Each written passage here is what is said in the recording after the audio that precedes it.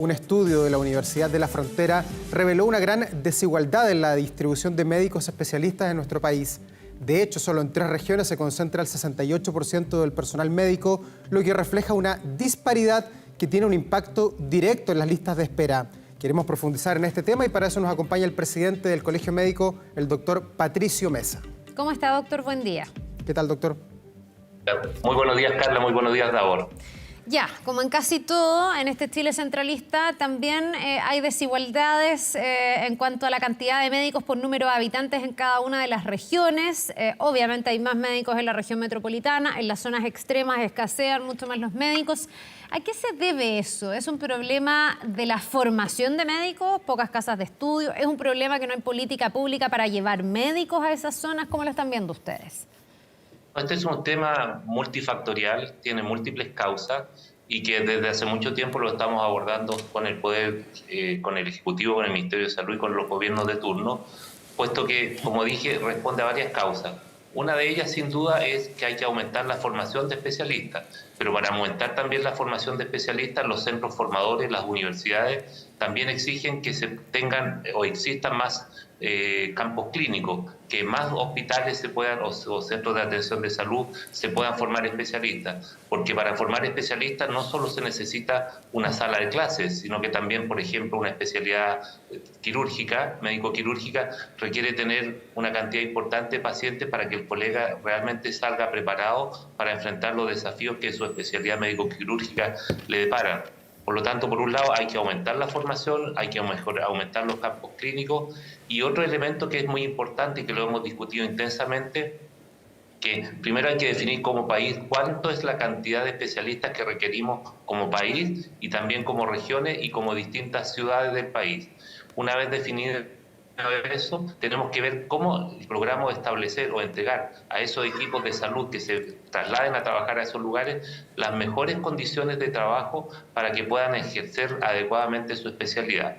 Ahora, obviamente hay especialidades que por la magnitud probablemente no van a estar en todas las ciudades de nuestro país, a lo mejor tampoco en todas las regiones, pero por otro lado, paralelamente con aumentar el número de especialistas, tenemos que buscar estrategias que satisfagan los requerimientos de la comunidad en lugares muy aislados, en los cuales, en vez de que exista un especialista en forma permanente, puedan ir equipos, o ya se ha demostrado la utilidad que tienen, equipos en forma periódica, calendarizada, de tal modo que, por ejemplo, pacientes de determinados lugares que requieran cirugía, por ejemplo, de catarata, y tenemos múltiples ejemplos como eso. Recientemente se hizo un operativo quirúrgico en Futaleufú, se han hecho en Tocopilla, en Isla de Pascua, donde es muy poco costo efectivo probablemente tener un especialista o todos los equipos necesarios en forma permanente en esas localidades, pero de acuerdo a los requerimientos de la comunidad, hacer visitas periódicas programadas de tal forma que cualquier persona, por ejemplo de Palena, sepa que cada cierto tiempo va a ir determinado especialista y ojalá le pueda resolver gran parte de sus problemas de salud en su mismo territorio. Por eso este es un problema multifactorial, pero es fundamental que mejoremos las condiciones de trabajo, el presupuesto para equipamiento, para capacitación, el presupuesto para insumos, equipos diagnósticos y en muchas especialidades que son quirúrgicas, el acceso a pabellones. En este momento, probablemente, si duplicáramos o triplicáramos el número de especialistas, no seríamos capaces aún de resolver las listas de espera porque esto depende de otros factores. Por ejemplo, en cirugía cardiovascular, que exista un equipo completo especializado en esto, enfermeras, TENS, arsenaleras, anestesistas.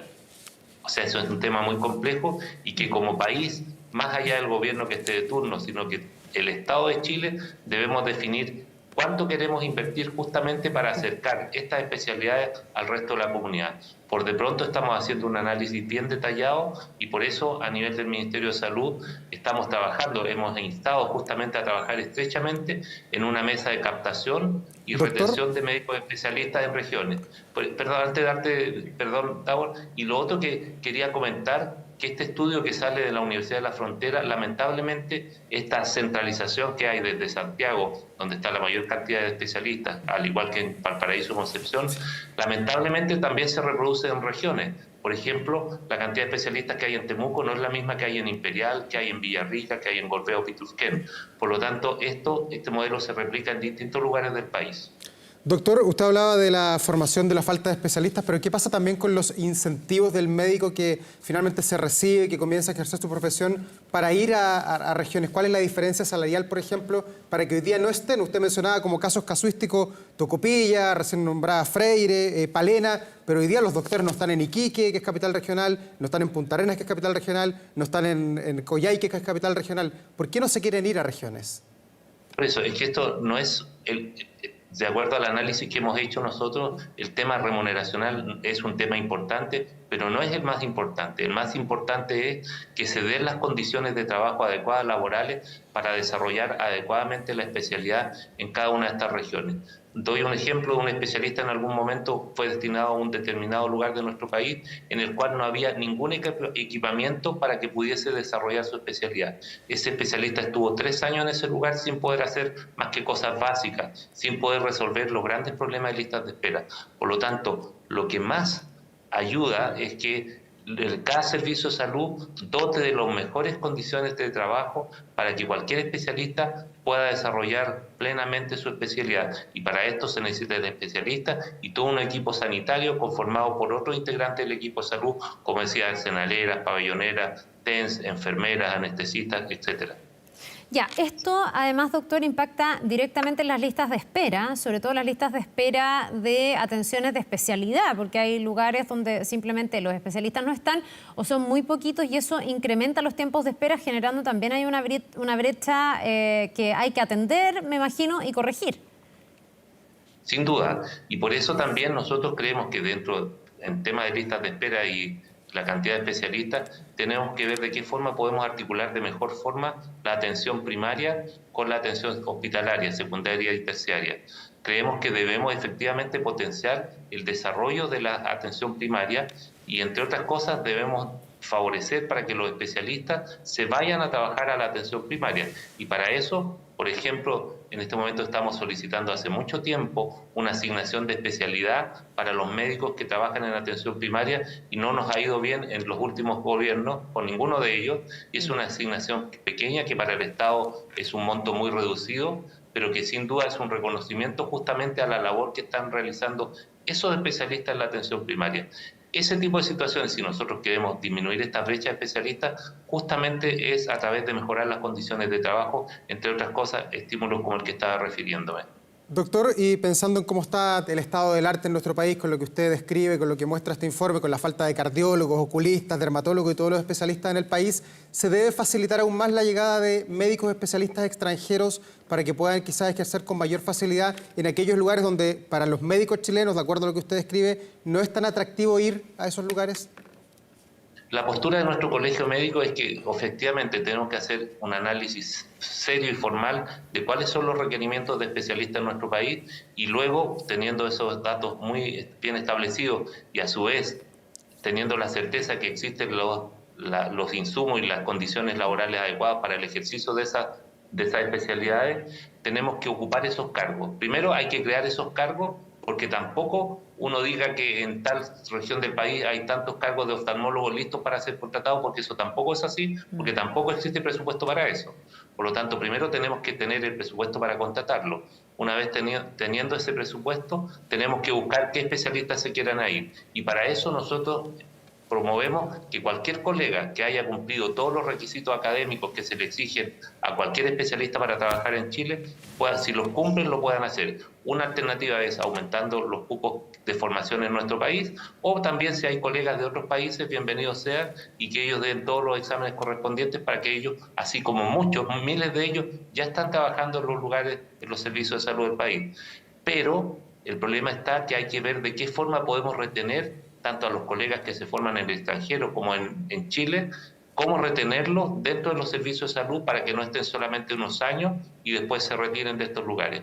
Y ahí está la clave, ver cómo hacemos atractivo el trabajo en el sector público en las distintas regiones del país para que estos colegas puedan mantenerse indefinidamente en esos lugares. Y una de las estrategias, Carla y Davor, que nosotros proponemos es que para los concursos regionales en aquellas regiones donde hay mayor déficit de determinada especialidad, en los concursos se priorice para postular a la formación de becas a aquellos colegas que son de la región, que tienen un arraigo familiar en la región, donde su proyecto de vida está vinculado a determinada ciudad, como por ejemplo Calama, de tal modo que los colegas son seleccionados que trabajan en Calama, vienen a hacer su especialidad y ellos espontáneamente van a regresar a su ciudad, donde está su familia, está todo su arraigo, de tal modo que con eso nos aseguramos no solamente que esté unos años el colega trabajando ahí, sino que durante todo el desarrollo de su vida profesional. Doctor, usted ha hablado de algunas propuestas que tienen ustedes a nivel de colegio médico, ha dicho además que esto es multifactorial, ha dicho que han tenido conversaciones de esto con el MinSal,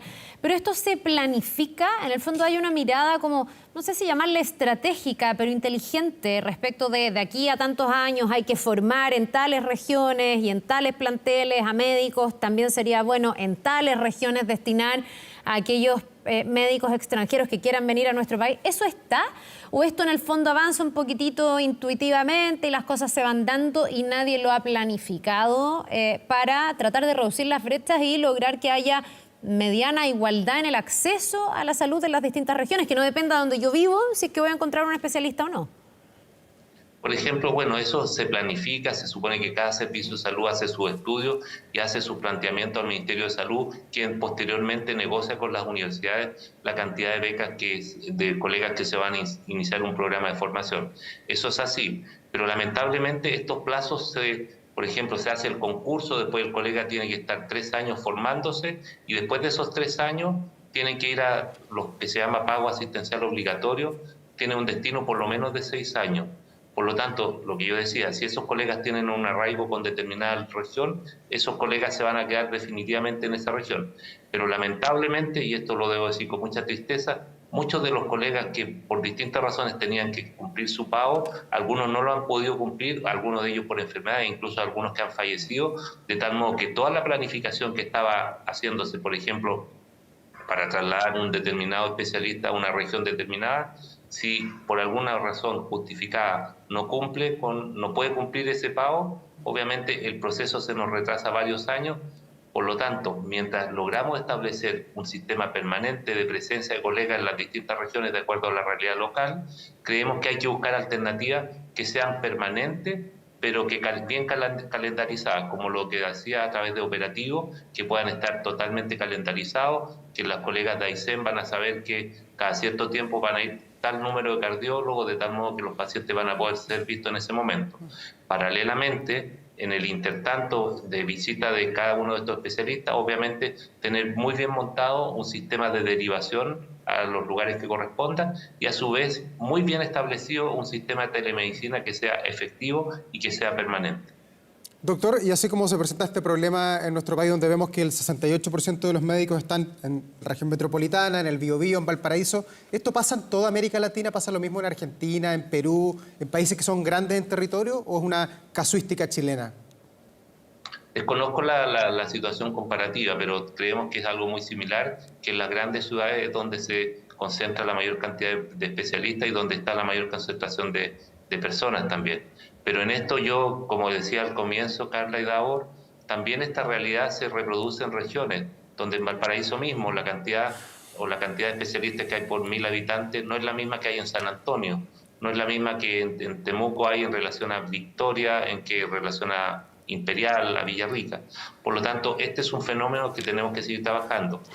En ese estudio del doctor Hebel de la Universidad de la Frontera menciona de ver cómo vincular a las universidades justamente con esos territorios, y yo creo que eso es muy útil también, que en aquellos lugares donde hay centros formadores, universidades que forman especialistas, ellos se vinculen y sigan trabajando permanentemente con un colega, por ejemplo, en la UFRO, que si se tiene que ir a Villarrica, la misma universidad le siga haciendo una formación continua al colega que se va a Villarrica, de tal modo que este no esté aislado y que sienta que es parte de un equipo regional que está con base en Temuco, pero que opera funcionalmente con todas las demás centros de salud de la región. Bien, pues doctor, antes de despedirlo, le queríamos preguntar por la situación del COVID, que ha ido en aumento nuevamente. Se han registrado una mayor cantidad de casos, digamos, sobre el 40% de incremento. ¿Cómo lo están monitoreando ustedes desde el Colegio Médico? ¿Constatan ese aumento? ¿Les preocupa? Pensando en que incluso desde el MinSal ya están llamando a que los grupos de riesgo se vuelvan a vacunar. Así es. Bueno, esta es una situación que estamos totalmente atentos a lo que está sucediendo, está dentro de lo que estábamos esperando en relación al comportamiento que ha tenido este virus. Por lo tanto, en este momento lo que corresponde es volver a tener, primero, que la comunidad recuerde que estamos en presencia permanente de este virus.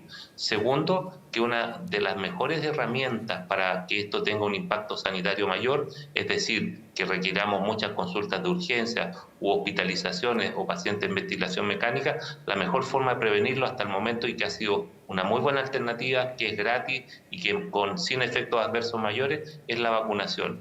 Y por eso justamente hoy, en un rato más, tenemos un punto de prensa para hablar de la vacunación, haciendo un llamado a vacunarse, completar la segunda dosis, o sea, una nueva dosis de la vacuna bivalente, porque creemos que eso va a proteger a las personas de mayor riesgo, que son los adultos mayores de 80 años, el personal de salud, las personas con trastornos de la inmunidad y personas con patologías crónicas. Y lo otro, el llamado a la comunidad, que todos seamos responsables. Si yo tengo síntomas, ojalá evitar participar en actividades grupales, y por supuesto que siempre andar con la mascarilla. La mascarilla hoy es totalmente voluntario su uso, y por lo tanto, si yo tengo síntomas, debo mantenerme ojalá aislado, un poco aislado del resto de la comunidad, y usar mascarilla si es que tengo que acudir a esos lugares públicos. Ese es el llamado. Por de pronto, la cantidad, el aumento de casos no ha tenido un impacto como lo tuvo tiempo atrás, en términos de hospitalizaciones, consultas de urgencia o ventilación mecánica, pero la idea justamente es nuevamente iniciar una campaña de prevención para que no logremos llegar a situaciones dramáticas como las que vivimos en el pasado. Doctor Patricio Mesa, presidente del Colegio Médico, muchas gracias por esta entrevista, que esté muy bien. Muchas gracias, nos vemos. Muchas gracias, Carla, muchas gracias, Davor. Muy buenos días. Gracias y por por supuesto, invitarlos a todos ustedes a vacunarse cuando les corresponda también. Así será, cuídense, chao. Gracias.